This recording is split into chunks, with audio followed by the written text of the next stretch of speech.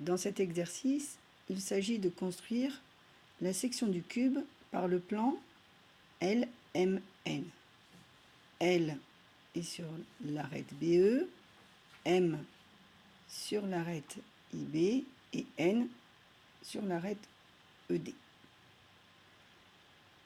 Les premières arêtes, on les a immédiatement, puisque ce sont les segments qu'on voit apparaître. On les trace.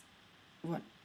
Il s'agit maintenant de trouver les intersections avec les autres arêtes et les autres faces. Donc, première étape, on va chercher ici l'intersection avec LM et la droite IJ. On trace ces deux droites et on trouve le point P, intersection de IJ et de LM. Après, il nous faudrait pouvoir trouver l'intersection avec cette face-là. On voit qu'on est bloqué puisque on n'a ici pour l'instant aucune intersection. Voyons si en partant de l'autre côté, par M, N, E et L, on n'arriverait pas à trouver ce point d'intersection. Donc, même procédé, on prolonge JE et LM pour trouver leur point d'intersection.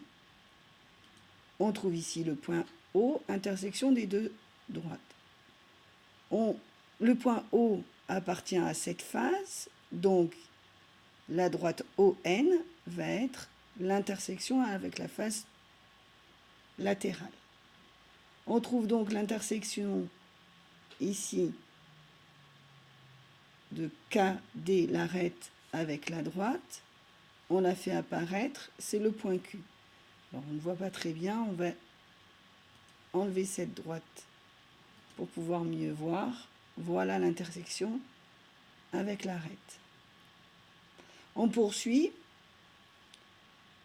on prolonge IK, on trouve donc l'intersection entre IK et NQ, le point R, et maintenant on est ici avec le point R, le point P dans la face supérieure.